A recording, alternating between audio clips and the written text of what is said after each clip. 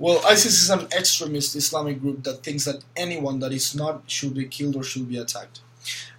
ISIS have attacked to innocent people, to civilians in Beirut, in Ankara, and recently in Paris, killing more than 120 people. So ISIS also tried to attack London in 7 times, as the Prime Minister David Cameron said in the last Prime Minister questions session, and the intelligence stopped them 7 times. So, why should the UK attack ISIS? Well, there are many reasons. First of all, the first task, the main task of a prime minister and of the legislators is to keep their country safe, is to keep their people safe. That's the first job they have when they assume office. So they also are being asked by their allies to give support to them. So France has been attacked, and the states have shown their support, so they will support France to attack ISIS in Syria. President Obama of the United States and President Hollande of France have asked Prime Minister David Cameron from the UK to join them in their attack. This is something that should pass the Parliament in the UK, and that's why the issue of the UK is coming today. So what can the UK provide to France and to the United States in this attack to ISIS?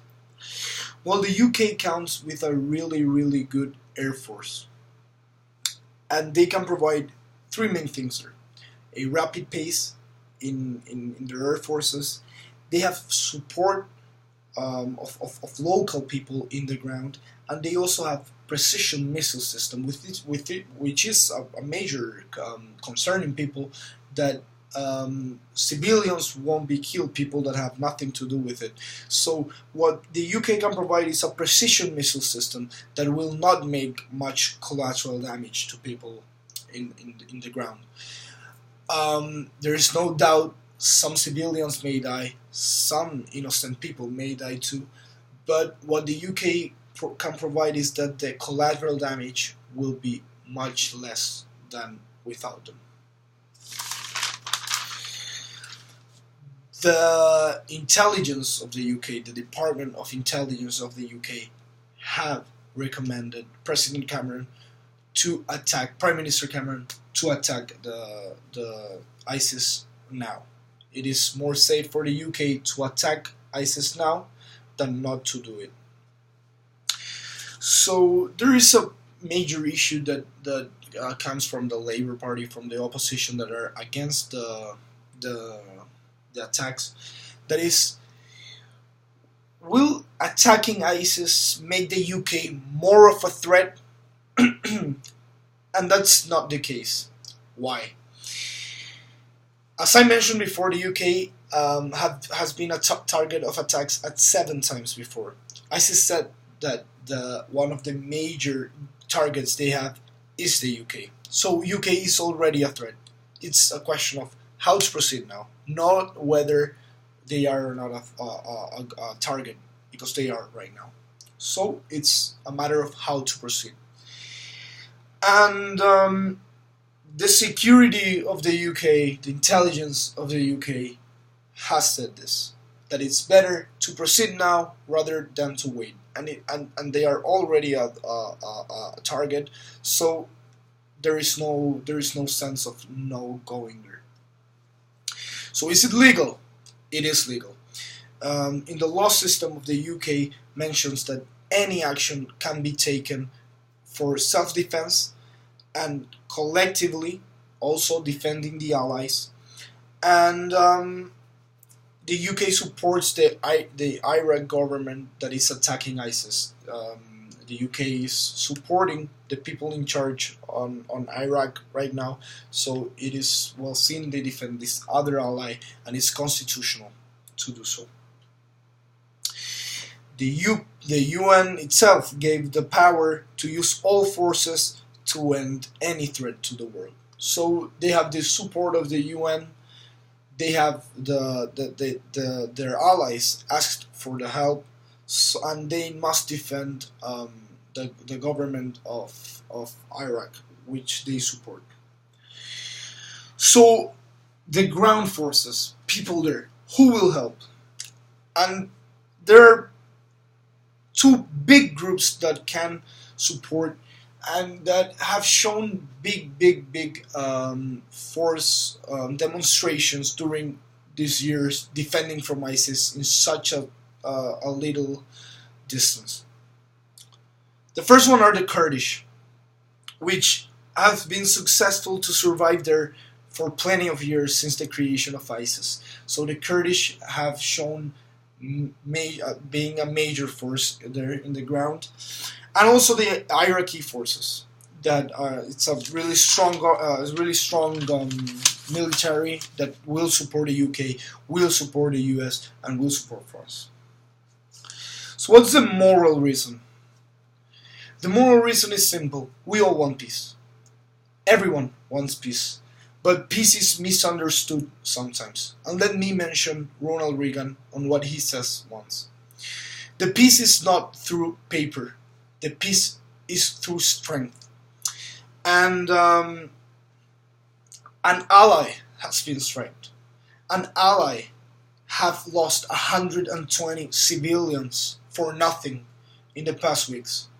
So what other reason you need morally than to defend your ally, than to give support to your ally in their procedures?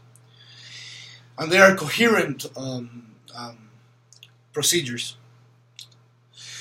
So why now? That's another concern. Why now? People wonders why now? Well, it's pretty simple why now. The danger has been intensified with the last Paris strike. And it's known that ISIS is planning to expand all around Europe, and they may be sending some people between the refugees getting in the country, in the different countries. So some people say, why don't wait that the Assad regime, that is the government of Syria right now, Assad is the president in Syria right now. So people say, and Assad is not doing enough to stop ISIS, not at all. So people say, why not waiting that Assad falls, then getting Syria as an ally with a new president, and there strike ISIS? Well, fact is, the risk is much bigger in waiting for Assad to fall rather than attacking right now with Assad there, and at the same time proceeding to make Assad fall and get a new president there, where the Iraqi government could go along the Syrian government and attack ISIS together. So what's the military objectives by going to Syria? Dismantling networks, killing people in strategic places, to dismantling the ISIS networks, targeting training camps where they train, where they get the capabilities to fight, and all the intelligence ISIS has. Stop their funding. That's fundamental. They are getting money from oil.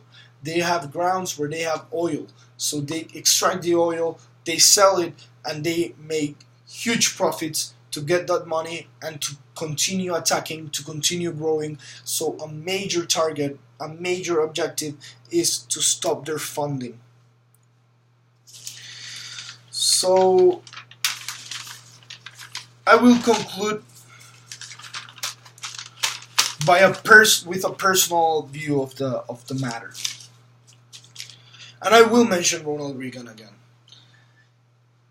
Peace is really it's a really difficult concept on how to get to it. You can't go and just give a speech to extreme Islamists that are killing civilians just because of not being Islamists, or they are killing Islamists just because of not being as extreme as they want them to be. So you can't go and preach them for peace. You can't go them and sing them a John Lennon music like some people pretend, or you just can't ignore the fact that they are killing civilians all around the world.